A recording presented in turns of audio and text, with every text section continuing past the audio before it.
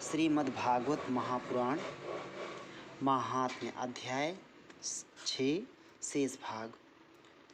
मलमूत्र जयार्थम ही लघ्वाहारः सुखावहः हविष्यान्नेन कर्तव्यो एकवारं कथार्थिना। कथा के समय मलमूत्र के वेग को काबू में रखने के लिए अल्पाहार सुखकारी होता है, इसलिए श्रोता केवल एक ही समय हविष्यान्न भोजन करें। उपोष्य सप्तरात्रं वै शक्तिश्चेत् शृणुयात् तदा घृतपानं पयःपानं कृत्वा वै शृणुयात् सुखम्। यदि शक्ति हो तो सातों दिन निराहार रहकर कथा सुने अथवा केवल घी या दूध पीकर सुखपूर्वक श्रवण करें। फलाहारेण वा भाव्यमेक भुक्तेन वा पुनः सुख साध्यम भवेदत्तु कर्तव्यम श्रवणाय तत्। अथवा फलाहार या एक समय ही भोजन करें, जिससे जैसा नियम सुविधि से सध सके उसी को कथा श्रवण के लिए ग्रहण करें। भोजनं तु वरं मन्ये कथा श्रवण कारकं नोपवासो वरः प्रोक्तः कथा विघ्न करो यदि।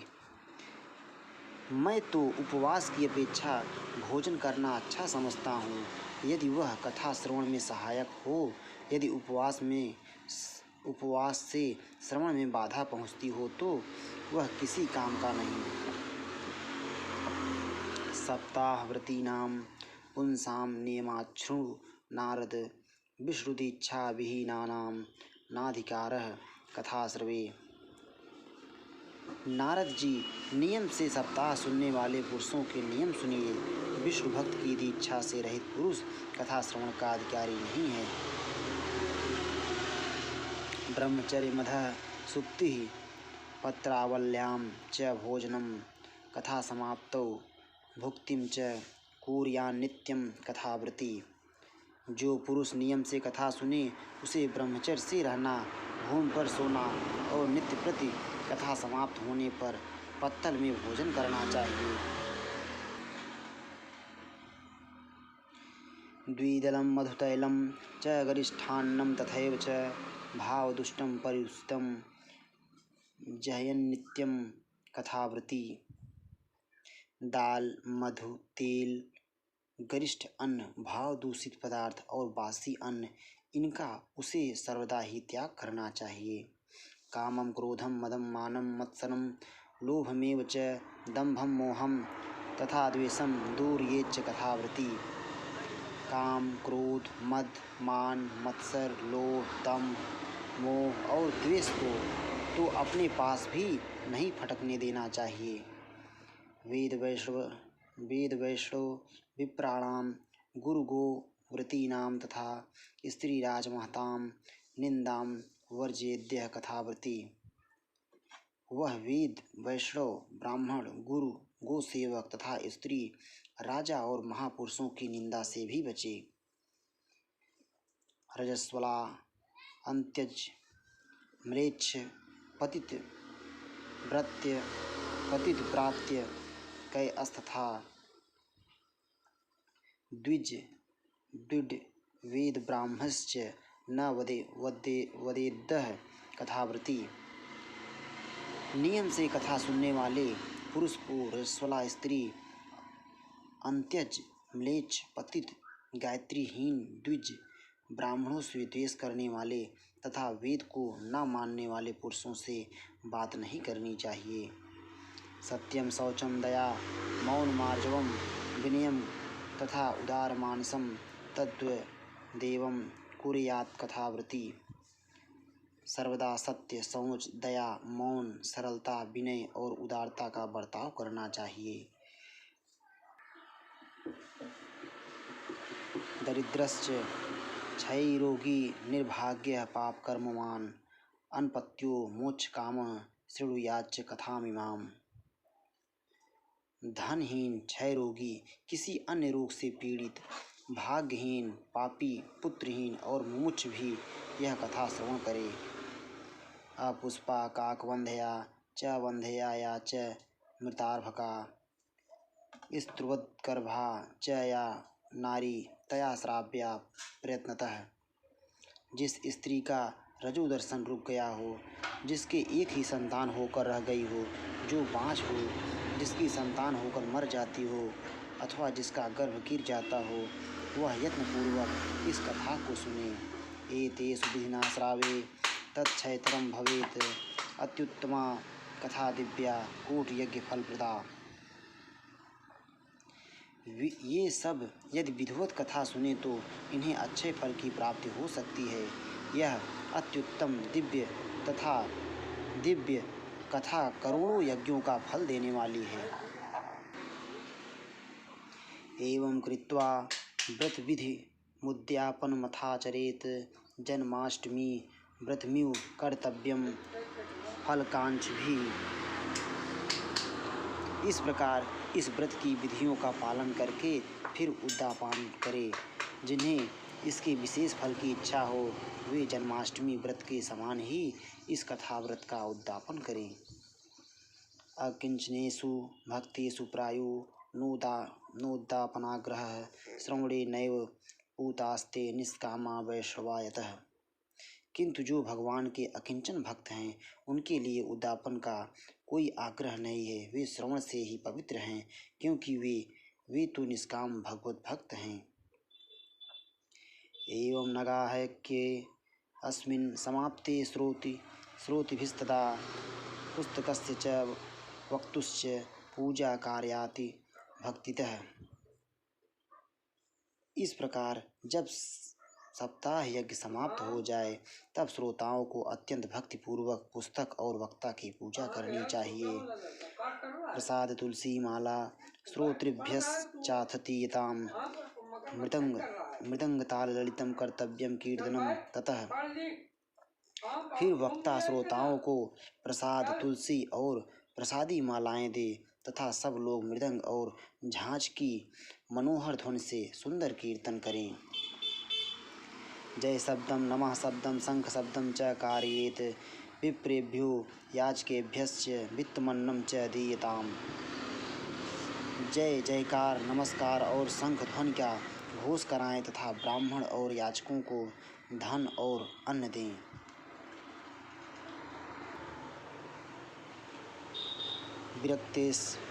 विरक्तश्चेद्भवेत् श्रोता गीता वाच्या परे अहनि, गृहस्थचेत्तदा होमः कर्तव्यः कर्म शांतये। श्रोता विरक्त हो तो कर्म की शांति के लिए दूसरे दिन गीता पाठ करे, गृहस्थ हो तो हवन करे। प्रति श्लोकम तु जुहिया द्विधिना, दशमस्य च पायसम मधु सर्पिश्च तिलान्नादिक संयुतम। उस हवन में दशम स्कंध का एक एक श्लोक पढ़कर विधि पूर्वक खीर, मधु, घृत, तिल और अन्न आदि सामग्रियों से आहुति दें। अथवा हवनम कुर्यात् गायत्र्या सुसमाहितः तन्मयत्वात् पुराणस्य परमस्य च तत्वतः। अथवा एकाग्रचित से गायत्री मंत्र द्वारा हवन करें, क्योंकि तत्वतः यह महापुराण गायत्री स्वरूप ही है। होमासक्तो बुधो हौम्यम दद्यात् तत्फल सिद्धे, नानाच्छिद्र निरोधार्थम न्यूनताधिकतानयोः। होम करने की शक्ति न हो तो उसका फल प्राप्त करने के लिए ब्राह्मणों को हवन सामग्री दान करें तथा नाना प्रकार की त्रुटियों को दूर करने के लिए और विधि में फिर जो न्यूनाधिकता रह गई हो उसके दोषों की शांति के लिए विष्णु सहस्त्र नाम का पाठ करें। उससे सभी कर्म सफल हो जाते हैं, क्योंकि कोई भी कर्म इससे बढ़कर नहीं है। दोषयो प्रशमार्थम च पठेन्नाम सहस्त्रकम, तेन स्यात् सफलम सर्वं नास्त्यस्मादधिकं यतः। 12 ब्राह्मणान् पश्चाद् दो जये जयेन मधुपायसैः ददात् सुवर्णं धेनुं च व्रतपूर्णत्व हेतवे। फिर 12 ब्राह्मणों को खीर और मधु आदि उत्तम उत्तम पदार्थ खिलाएं तथा व्रत की पूर्ति के लिए गौ और स्वर्ण का दान करें। सक्तौः फलत्रयमितं स्वर्णसिंहं विधाय च तत्रास्य पुस्तकं स्थाप्यं लिखितं ललिताक्षरम्। सामर्थ्य हो तो 3 तोले सोने का एक सिंहासन बनवाएं, उस पर सुंदर अक्षरों में लिखी हुई श्रीमद् भागवत की पोथी रखकर उसकी आवाहन आदि विविध उपचारों से पूजा करें और फिर जितेंद्रीय आचार्य को उसका वस्त्र आभूषण एवं गंध आदि से पूजन कर दक्षिणा के सहित समर्पण कर दें। संपूज्यावाहनादस्त उपचारैः सदक्षिणं वस्त्रभूषण गंधाद्यैः पूजिताय यतात्मने।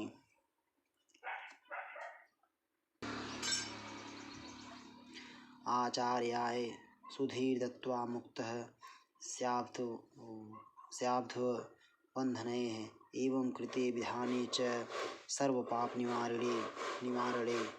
यो करने से वह बुद्धिमान दाता जन्म मरण के बंधनों से मुक्त हो जाता है। यह सप्ताह पारायण की विधि सब पापों की निवृत्ति करने वाली है। फलम स्यात् पुराणं तु श्रीमद्भागवतं शुभं धर्मकामार्थ मोक्षाणां साधनं स्यान्न संशयः।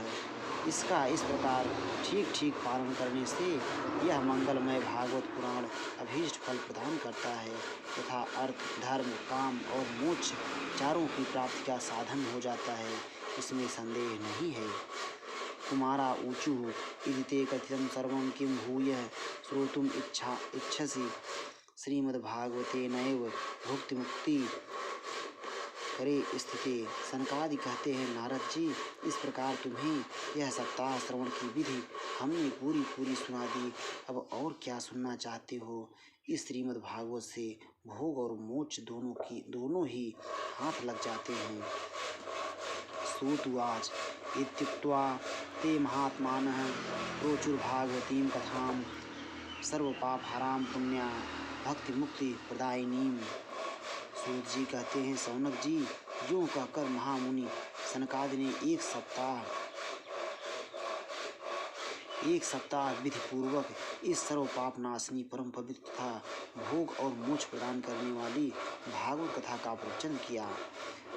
शृण्वतां सर्वभूतानां सप्ताहं नेतात्मनां यथा विधि ततो देवं तुष्टुवः पुरुषोत्तमम्। इसके पश्चात उन्होंने विधि पूर्वक भगवान पुरुषोत्तम की स्तुति की। तदन्ते ज्ञान वैराग्यम भक्तीनां पुष्टता परा तारुण्यम परम चाभूत सर्वभूत मनोहरम। कथा के अंत में ज्ञान वैराग्य और भक्ति को बड़ी पुष्टि मिली और वे तीनों एकदम तरुण होकर सब जीवों का चित्त अपनी ओर आकर्षित करने लगे। नारदस्य कृतार्थो अभूत सिद्धे स्वीये मनोरथे पुलकीकृत सर्वांगः परमानंद संभृतः। अपना मनोरथ पूरा होने से नारद जी को भी बड़ी प्रसन्नता हुई, उनके सारे शरीर में रोमांच हो गया और वे परमानंद से पूर्ण हो गए। एवं कथा समाकर्ण्यं नारदो भगवत्प्रियः प्रेम गदगदया वाचा तानुवाच कृतांजलि। इस प्रकार कथा श्रवण कर भगवान के प्यारे नारद जी हाथ जोड़कर प्रेम गदगद वाणी से सनकादि से कहने लगे। नारद उवाच धन्यो अस्मिन् अनुगृहीतो अस्मि भगवद्भिः करुणापरैः अध मे भगवान लब्धः सर्वपापहरो हरि। नारद जी ने कहा, मैं धन्य हूँ, आप लोगों ने करुणा करके मुझे बड़ा ही अनुग्रहित किया है। आज मुझे सर्व पापहारी भगवान श्री हरि की ही प्राप्ति हो गई। श्रवणं सर्वधर्मेभ्यो वरम मन्ये तपोधना वैकुंठस्थो यतः कृष्णः श्रवणाद्यस्य लभ्यते। तपोधनो, मैं श्रीमद्भागवत श्रवण को ही सब धर्मों से श्रेष्ठ मानता हूँ, क्योंकि जिसके श्रवण से वैकुंठ गोलोक बिहारी श्री कृष्ण की प्राप्ति होती है। सूत उवाच एवं ब्रुवति वै तत्र नारदे वैष्णवोत्तमे परिभ्रमन् समायातः सुको योगेश्वर अस्तदा तत्राययौ षोडश वार्षिक अस्तदा व्यासात्मजो ज्ञान महाब्धि चंद्रमाः कथावसाने निजलाभ पूर्णः प्रेमणा पठन भागवतं शनैः शनैः दृष्ट्वा सदस्याः परमोरुते जसं सद्यः समुत्थाय ददुर्महासनं प्रीत्या सुरर्षिस्तं पूजयत् सुखं स्थितो अवदत् संसृणु तामलां गिरम। सूत जी कहते हैं, सौनक जी, वैष्णव श्रेष्ठ नारद जी यूँ कह ही रहे थे कि वहाँ घूमते फिरते योगेश्वर सुखदेव जी आ गए। कथा समाप्त होते ही व्यास नंदन श्री सुखदेव जी वहाँ पधारे। 16 वर्ष की सी आयु आत्मलाभ से पूर्ण ज्ञान रूपी महासागर का संवर्धन करने के लिए चंद्रमा के समान वे प्रेम से धीरे धीरे श्रीमद् भागवत का पाठ कर रहे थे। परम तेजस्वी सुखदेव जी को देखकर सारे सभासद झटपट खड़े हो गए और उन्हें एक ऊंचे आसन पर बैठाया। फिर देवर्षि नारद जी ने उनका प्रेम पूर्वक पूजन किया। उन्होंने सुख पूर्वक बैठकर कहा, आप लोग मेरी निर्मल वाणी सुनिए। श्री सुकुवाच निगम कल्पतरुर्गलितं फलं सुखमुखाद अमृतद्रव संयुतं पिबद भागवतं रसमालयं मुहुरहो रसिका भूवि भावुकाः। श्री सुखदेव जी बोले, रसिक एवं भावुक जन, यह श्रीमद् भागवत वेद रूप कल्प वृक्ष का परिपक्व फल है। श्री सुखदेव रूप सुख के मुख का संयोग होने से अमृत रस से परिपूर्ण है। यह रस ही रस है, इसमें ना छिलका है ना गुठली। यह इसी लोक में सुलभ है। जब तक शरीर में चेतना रहे तब तक आप लोग बार बार इसका पान करें।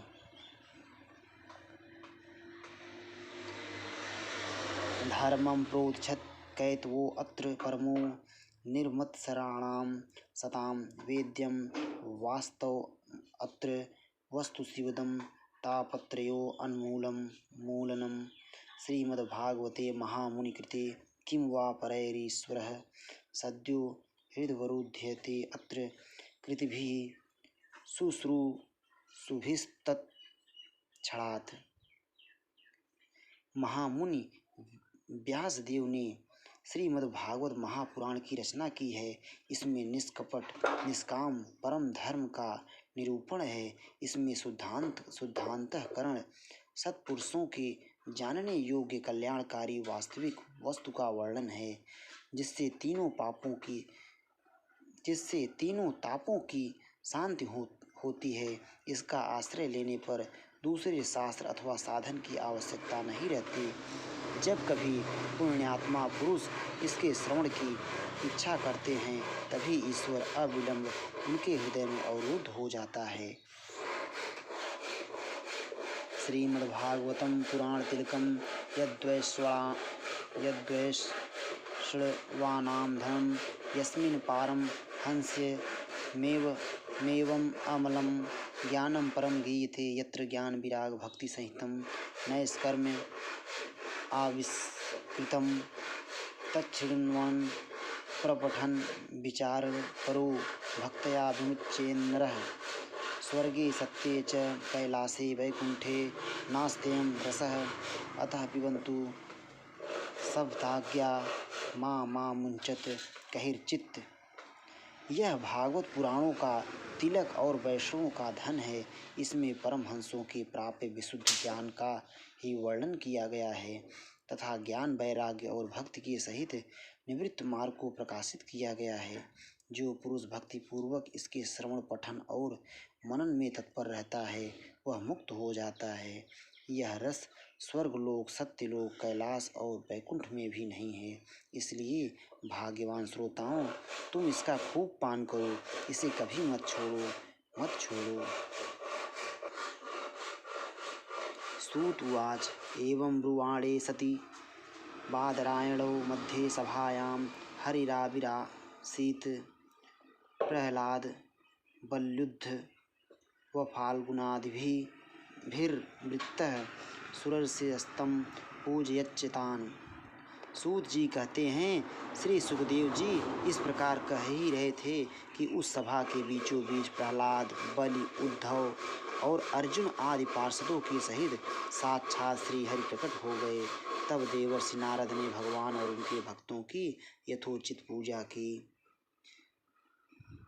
दृष्ट्वा प्रसन्नं महदासने हरिं ते चक्रिरे कीर्तनम् अग्रस्तदा भवो भावान्या कमलासनस्तु तत्रागम अतिकीर्तन दर्शनाय।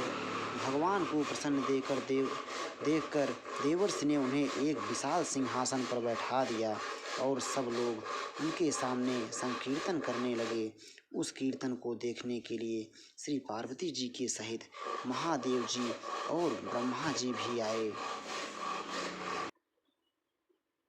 प्रहलाद अस्तालधारी तरलगतितया चोद्धवः कांस्यधारी पीड़ाधारी सुरसिंह स्वर कुशलतया रागकर्तार्जुनो अभूत इंद्रो अवादीन मृदंगः जय जय सुकाराः कीर्तने ते कुमारा यात्राग्रे भाववक्ता सर चनया व्यासपुत्रो बभूव। कीर्तन आरंभ हुआ। प्रहलाद जी तो चंचल गति फुर्तीले होने के कारण करताल बजाने लगे। उद्धव जी ने झांझें उठा ली। देवर्षि नारद बीड़ा की ध्वनि करने लगे। स्वर विज्ञान गान विद्या में कुशल होने के कारण अनुराग राग अलापने लगे। इंद्र ने मृदंग बजाना आरंभ किया। सनकादि बीच बीच में जयघोष करने लगे और इन सब के आगे सुखदेव जी तरह तरह की सरस अंग भंगी करके भाव बताने लगे। ननर्त मध्ये त्रिकमेव तत्र भक्त्यादिकानां नटवत्सुते जसाम अलौकिकं कीर्तनमेतदीच्य हरिः प्रसन्नो अपि वचो अब्रवीत् तत्।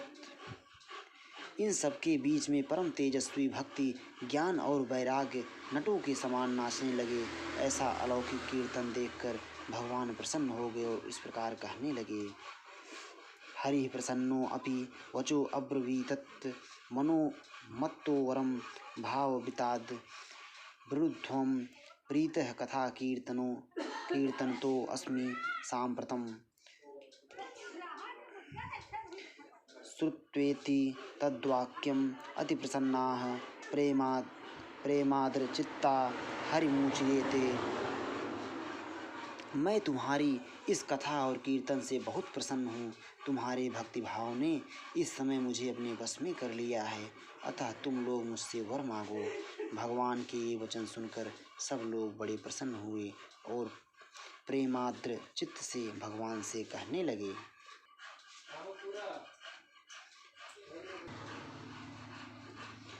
नगाहगाथासु च सर्वभक्तैरेभिरस्त्वया भाव्यमिति प्रयत्नात् मनोरथोऽयं परिपूरणीय अस्थेति चोक्त्वान्तर्धीयताच्युतः।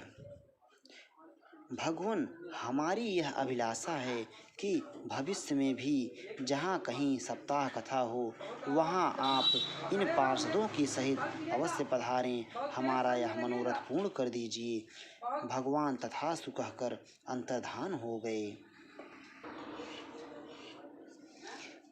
ततो अनुमत्तमच्चरेषु नारदस्तथा सुकादीनपि तापसांश्च अथ प्रहृष्टाः परिनष्टमोहा सर्वे ययुः पीतकथा अमृतास्ते।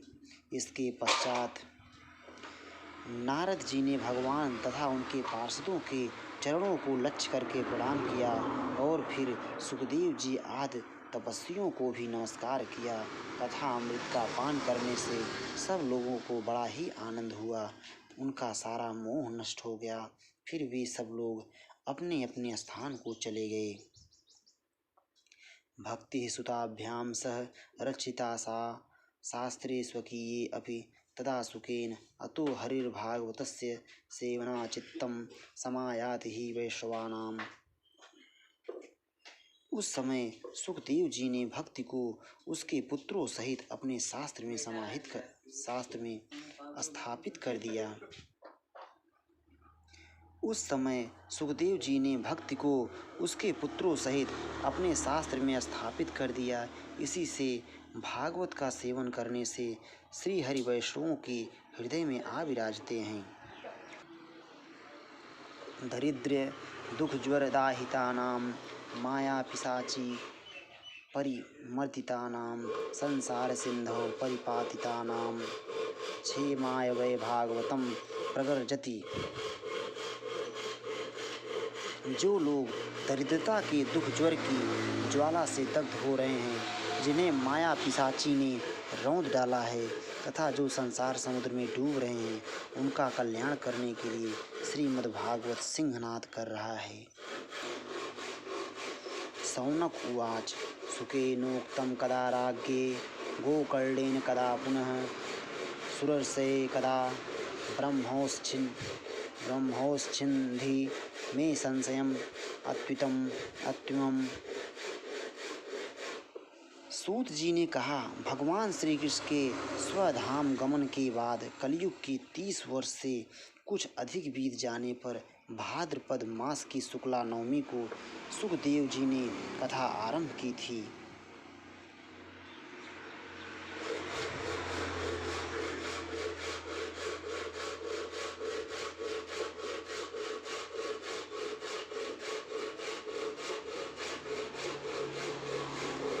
सौनक जी ने पूछा, सूत जी, सुखदेव जी ने राजा परीक्षित को, गोकर्ण ने धुंधकारी को और सनकादि नारद जी को किस किस समय यह ग्रंथ सुनाया था, मेरा यह संशय दूर कीजिए।